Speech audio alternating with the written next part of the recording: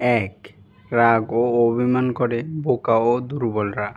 বুদ্ধিমানরা কৌশলে পরিস্থিতি বদলে দেয়। ২. অন্যকে সেই অনুপ্রাণিত করতে পারে যে অন্যের দ্বারা প্রভাবিত হয় না। ৩. আহাম্মক বিশ্রাম খোঁজে, বুদ্ধিমান খুঁজে শুধু কাজ। ৪. যে কোনো ঘটনাকে সহজভাবে গ্রহণ করাই ইতিবাচক দৃষ্টিভঙ্গি। ৫. সুযোগ হাতছাড়া করবেন না, অতীতের দিকে তাকালে দেখবেন কাজ করে অনুতাপ করার চেয়ে সুযোগ হাতছাড়া করে বেশি অনুতপ্ত হয়েছেন। ৬. একজন জ্ঞানী জানেন তিনি কি জানেন না, আর মূর্খ সবসময় নিজেকে সব জানতা মনে করে। ৭. নিজের কাছে নিজে সৎ থাকুন, প্রতিটি কাজে আপনার পক্ষে যা করা সম্ভব আন্তরিকতার সঙ্গে করুন। ৮.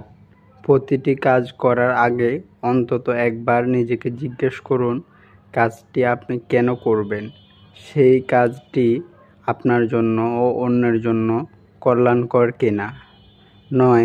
কারো নিন্দায় প্রতিক্রিয়া ব্যক্ত করবেন না, নিন্দুকরা সব সময় প্রতিক্রিয়ার আশায় নিন্দা করে বেড়ায়। ১০. কাউকে অভিনন্দন জানানোর সুযোগ পেলে আন্তরিকভাবে জানান। ১১. আপনার সময় নেই এই অজুহাত গ্রহণযোগ্য নয়, কারণ সময় কোন কাজে ব্যয় করবেন তা নির্ধারণের অধিকার আপনার রয়েছে। ১২. কর্মস্থলে প্রতিযোগীকে শ্রদ্ধা করুন, শক্তিশালী প্রতিযোগী আপনার মেধার সর্বোত্তম বিকাশে অনুঘটক হিসেবে কাজ করে। ১৩.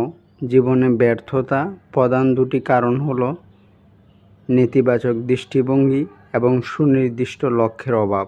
১৪.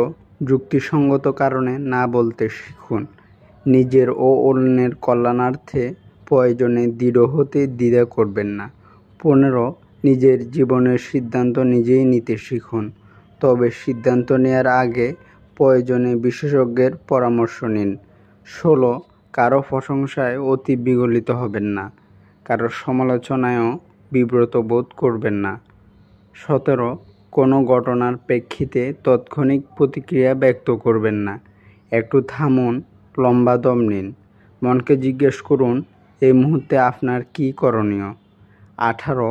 সময়ের প্রতিটি মুহূর্ত মূল্যবান, এই মূল্যবান সময় কখনোই অন্যের ছিদ্রান্বেষণে অপচয় করবেন না, একে গঠনমূলক কাজে ব্যয় করুন।